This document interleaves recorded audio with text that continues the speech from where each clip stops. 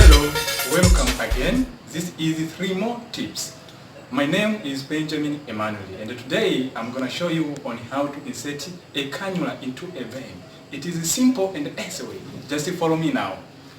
IV cannulation. You are going to describe on the meaning of a cannula, types of a cannula, parts of a cannula, best sites of cannulation, angles of injection, cannula specification, complications of cannula, and the procedures, also equipment that used in cannulation. And my time frame to this object is only 25 minutes.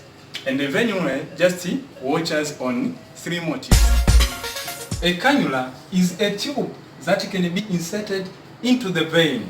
And IV cannulation is a technique that a cannula is placed directly into a vein to allow venous access. 3 types of cannula. First is peripheral IV cannula. Second is central line IV cannula. And the third is a middle line catheter cannula. So here is parts of a cannula. So we have divided into 5 parts of a cannula.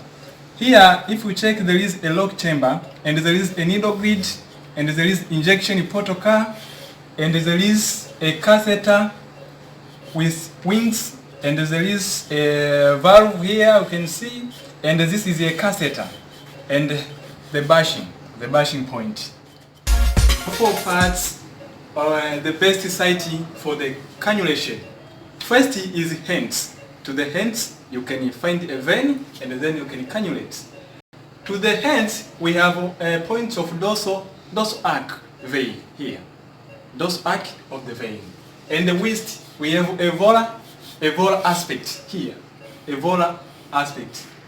And the cubital fossa to the cephalic, basilic, and the median anteroccipital to this area, to the arm. And to the legs, we have the point of Savenas vein at the knee, and to the foot, we have the point of dorsal arc. So to this area, all are the best site of cannulation. So when you are practicing cannulation, you have to follow the angles in order to get in an easy way into the vein. So when you just find IM means intramuscular injection, you have to rotate it into 90 degrees centigrade. And when you wanna do subcutaneous injection, you have to rotate the syringe into 90 degrees.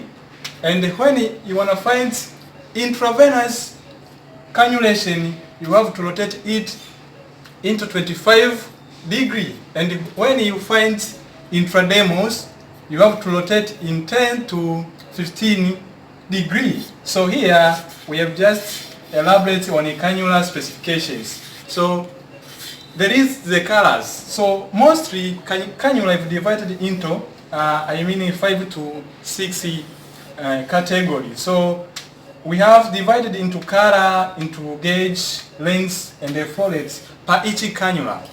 So when you find an orange cannula with 15 gauge, 14 gauge has the length of 45, where is equal to flow rate per millis in a minute, you have to find 219.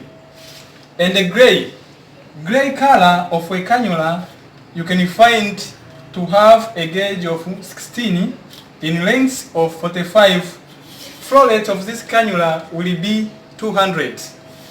And when you have a white cannula with 17 gauge, the length is the same of 45. The flow rate per minute is 130.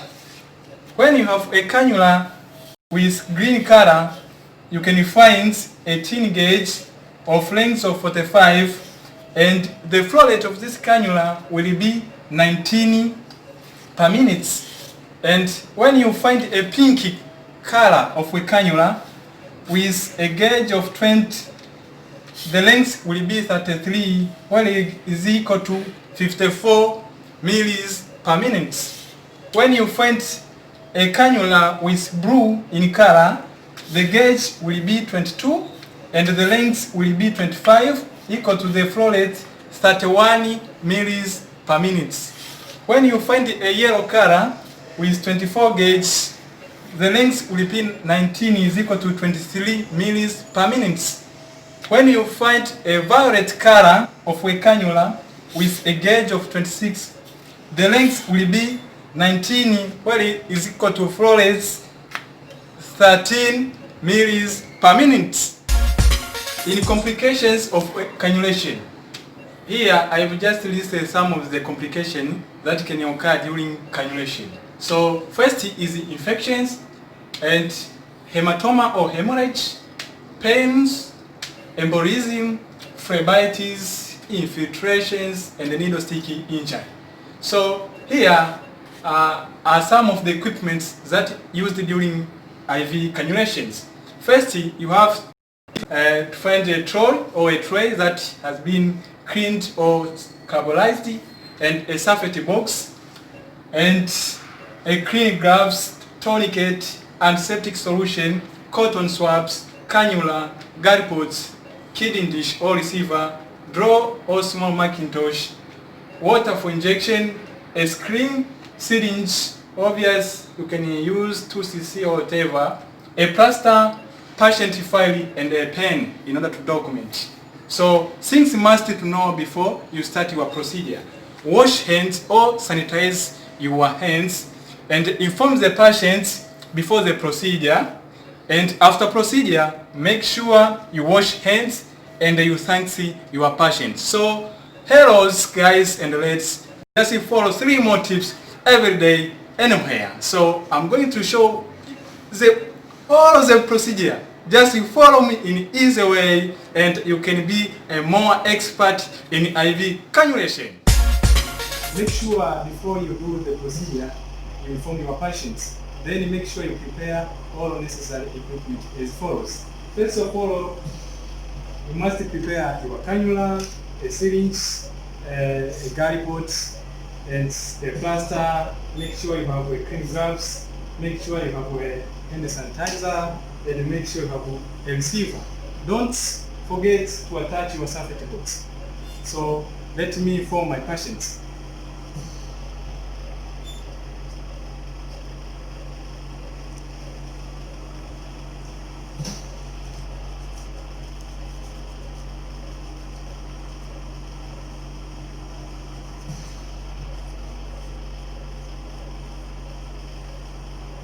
Now I'm ready for the procedure.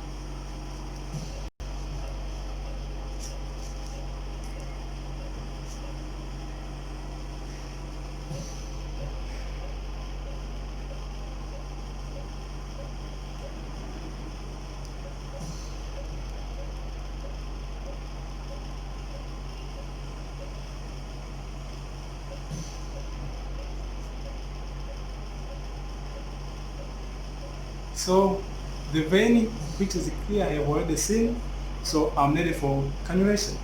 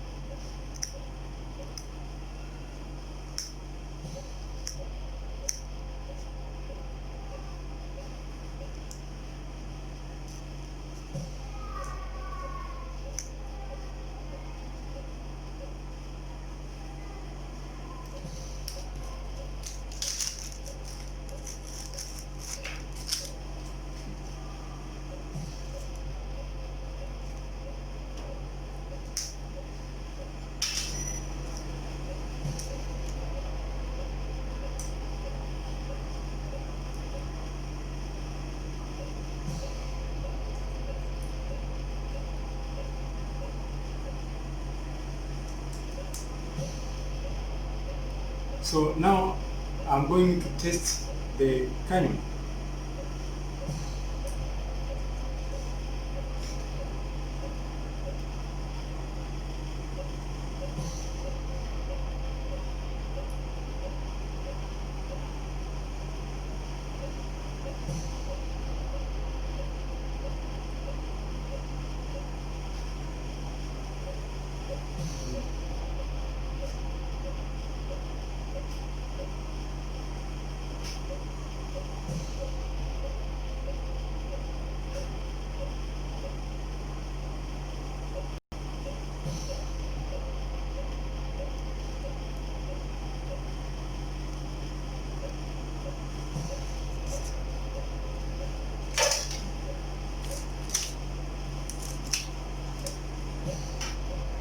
So now I'm ready for the procedure. So just follow me and just follow us on social media, including YouTube channel and Instagram and Facebook. It is only the few words. It is 3 more tips.